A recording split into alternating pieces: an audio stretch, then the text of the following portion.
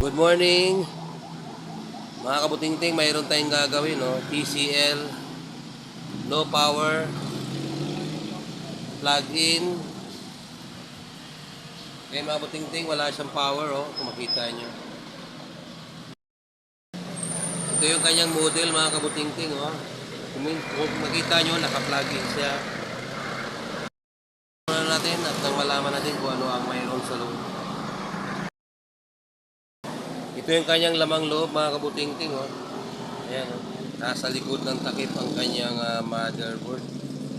Okay, troubleshoot muna natin mga kabutingting kung anong problema nito. Malaman natin kung pwede pa ba ang TV na ito or throw away na. Mga kabutingting, bukas na yung TV. Voltage measurement tayo. Tester natin nakalagay sa AC. 600 volts. Dito tayo sa kanyang AC, titignan natin kung mayroon bang pumapasok na kuryente. Okay mga kabutingting, mayroon siya 234 volts yung kanyang AC. Okay, sa kanyang tingnan natin dito sa kanyang filter capacitor kung mayroon bang pumasok na voltahe.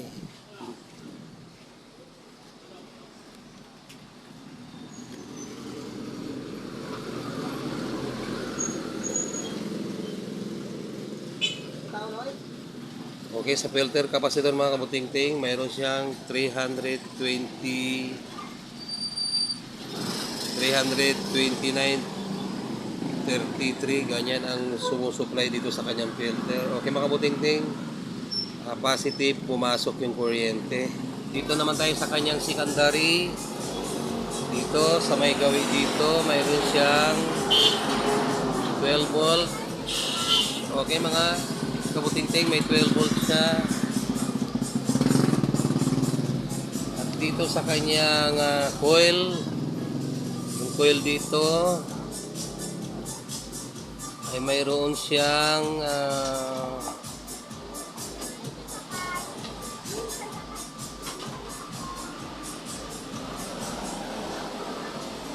mayroon siyang 5 volts mga kabutingting,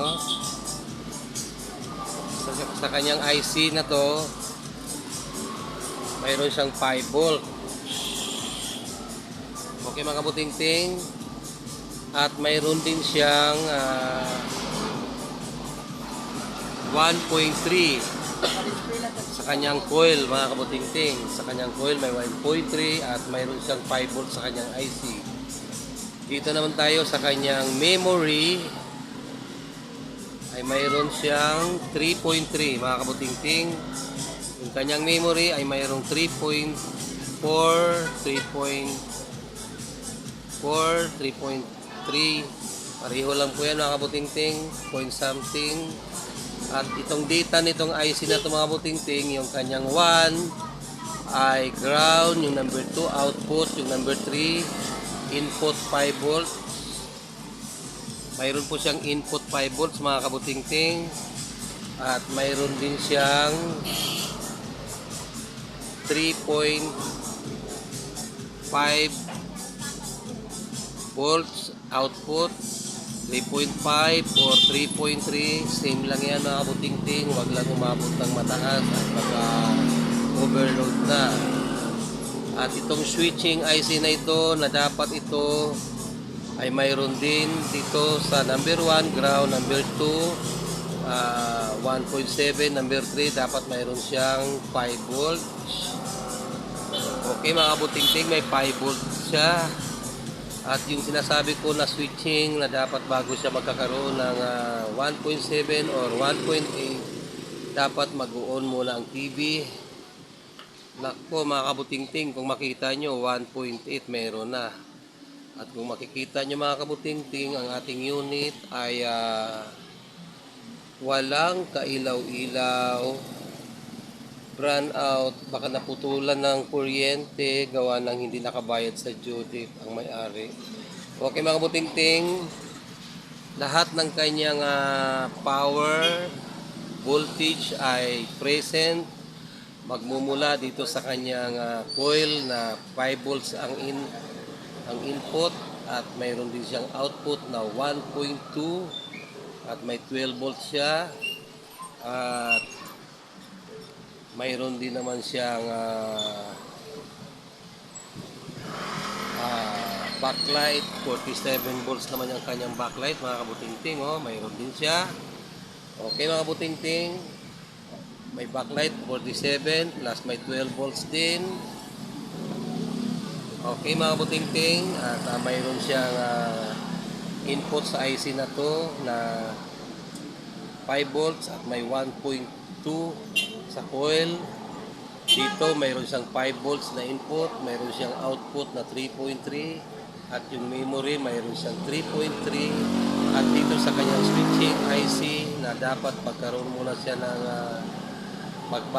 dapat magkaroon siya ng 1.8 kung siya ay mag-on, pero hindi pa siya nag-on at wala siyang ilaw, nagkaroon siya ng 1.8 kaagad. Okay, mga kabutingting, finding sa sira ng issue ng TV na ito, wala akong available sa IC na ito at kung mayroon man, hindi rin ako makakapag-produce ng gamit para tanggalin ang maraming galamay na pagmumukha ng IC na ito ay kailangan natin ng hot air. Wala po tayo noon, mga kabutingting, kaya ang gagawin natin ay replace motherboard na lang. Okay, mga kabutingting, update ko na lang kayo kapag mayroon akong makukuhang motherboard.